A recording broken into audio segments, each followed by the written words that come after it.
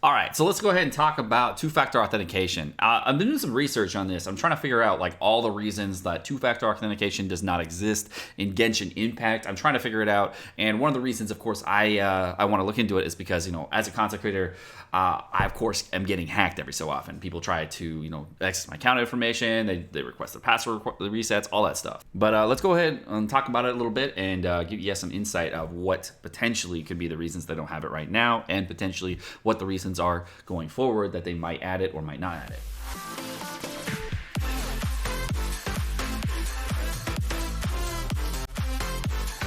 And hey, it would not be a security video today without our sponsor, NordVPN.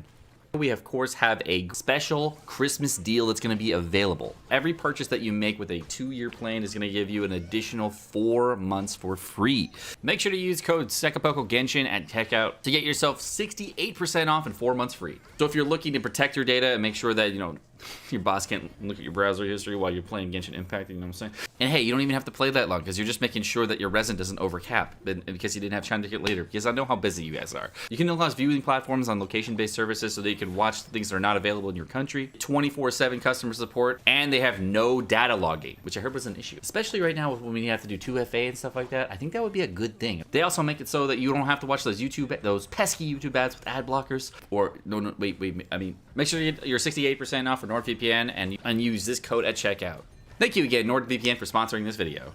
All right, so mihoyo is a company founded in 2011. Back then, there was, typewriters, and I think there were also AOL Instant Messenger discs that were still out in the world. And mihoyo, if you didn't know, has a slogan that says "Tech Otaku Save the World." Every time you log into the game and see mihoyo, it actually is under the little logo in the game. They started like any other company, like a backroom company, and they started with Zamake Kawaii, Honkai Garden 2, and Honkai Impact the third. If you don't know about Honkai Impact, it's the original game that they really had a breakout on, and they actually reinvested all their funds from Honkai Impact the third into making Genshin Impact. If you don't know about Honkai Impact, it actually reached ranks #1 in the App Store in China in August 2018, was one of the bigger games out there. So it popped off, and that allowed them to take their funds and do that. Now, I've tried to do a lot of research and try to find any articles that are related to like any type of gaming, two-factor authentication in China and what's going on. But the main things that I found on the internet were basically just like name verification systems, things like that are actually locked to people's identity, and it's a different thing. So instead of like having an identification system that is related to like a different device that allows you to then like link the two different devices, I was trying to figure out if there was something that like they do right now it's different. And if you didn't know, when you had to create an account on the Chinese open beta or the Chinese servers, there was only a couple ways of doing it. Now, there's actually a large amount of YouTube guides around this topic as well, because what you had to do with any of these YouTube guides that are out there regarding how to get the game on the Chinese open beta is you actually had to sign in with a different person's identity and use that in order to then play the game on the Chinese open beta. That was really one of the only ways of doing it. There were other ways of linking different ways. The ways of getting that done, but one of the primary ways was actually using a different person's identity specifically to then start the game with their identity. Now that it's live on the US servers, and you didn't have to no one has to deal with that, and it's after like the first 2 weeks, there's nothing that we have to do. But since they introduced a real name verification system for online gaming, it becomes this different thing where the two-factor authentication system is not really something that they could be utilizing very heavily in China. Now, this is really in relation because to a lot of the things that they do in China by trying to limit game time. A lot of the articles that I found regarding mihoyo, as well as a lot of articles for Chinese gaming companies, was that they specifically want to limit the amount of time their kids play video games. There's actually a lot of articles that talk about facial recognition to monitor that are about 2 years old in order to completely lock out people from playing too much because it was too much of a widespread problem.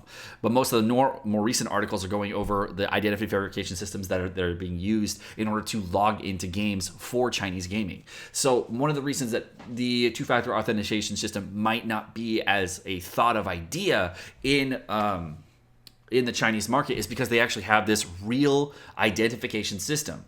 Now, because they have this real identification system and a system that really locks into a person's identity to play a game, the idea of a two-factor authentication system might be kind of like a foreign concept to a Chinese gaming company. And that's why when a Chinese gaming company puts out a global game, it's not their first rodeo doing it, but mihoyo has been around since 2011, and the primary features that they were working with were mobile games. And in mobile games, typically the need for two-factor authentication is really kind of unnecessary, because the amount of people that are trying to sell accounts for mobile games, for these types of mobile games, for gacha style games, is extremely low because the market is in different places. Now, a lot of us, of course, want the two-factor authentication system for Genshin Impact, and one of the things that we really need, of course, is the 2FA system. Now, there's, of course, posts of people that are constantly going on and showing that they have been denied by mihoyo support based upon their accusations saying that mihoyo was not giving their account back because someone else has spent money on their account. And, of course, these are all unverified reports, and we can't actually figure out if they're legitimate or not based upon somebody trying to steal an account. I've seen dozens of posts on Reddit and dozens of posts around saying we need to make mihoyo aware of the two-factor authentication, talking about what they should do. And I think one of the things that was really interesting, was actually a post based on mihoyo that actually went over this. There's also a post on Reddit right now about, as a bilingual speaker, my two moras regarding Chinese posts. This is basically a person that is from China talking about their experiences with mihoyo, how mihoyo has changed over time. And what we've talked about so far is the two-factor authentication system and the issues with that. But what this video, or what this post here really kind of goes over, is how mihoyo has grown as a company to change it very, very recently with the growth of Genshin Impact. And the reason they have grown so much is because Honkai Impact was their big baby, and then actually then transformed into Genshin Impact, would then help them boost up to an even greater level. This post was deleted from Reddit, and it does. There are imgers, of course, to the original post and talking about the different things that were from this. But then there's also responses that were made from the community that talk about the Zhongli incident, Zhongli public opinion, dangerous opinion orientations, etc. And if you haven't seen this, of course, please read it. It's in the description below. This whole post kind of goes over how the fresh blood inside of mihoyo is now changing the dynamic of mihoyo. And then there, of course, are other information. There's other information based upon what potentially this could be, sort of manipulation, potential conflicts that could be happening, etc. Now, I don't know what to tell you to believe between the two posts. Between the first post being from one individual that, of course, was deleted from here because it's possibly misleading on the post. We don't know where the information is from, and we have no idea if the information is correct. And we also don't know if the responses to this that people have made, as far as the discussion goes, as far as what the actual size of mihoyo is and what they've done, is neither one of these posts have been credited to credible sources that are actually doing research on the companies. They are just people that are posting on Reddit. So please, of course, take the information that you read from these types of posts to be not 100% true. They are people that you have no idea who they are, and you don't know what their political leanings are, or potentially their actual affiliations are with other gaming companies, potentially as alleged in one of the posts, and they have no idea what their affiliations are in general to mislead popular opinion. For two-factor authentication in the global market for them, there has not really been a big push from mihoyo side, and we didn't really see anything in 1.2 that was really reflecting that. So if we go back into YouTube history and if they are looking at a lot of YouTube videos and talking about that, one of the biggest trends that I've seen on YouTube is, of course, the "I got hacked" train. I personally have been a victim of this, and I have many text messages as well as emails saying that people are trying to get my account information and trying to log into one of my accounts. And I get emails and texts like that every single day for my accounts, and I understand that security is an issue. The I got track trend has actually been only going for a little bit over a week, but the first videos that were talking about this for bigger YouTube videos were from Damon Kim as well as Majestic Gaming that talked about this about a month ago, where they were talking about not getting hacked from some of the security issues that were actually problematic over a month ago.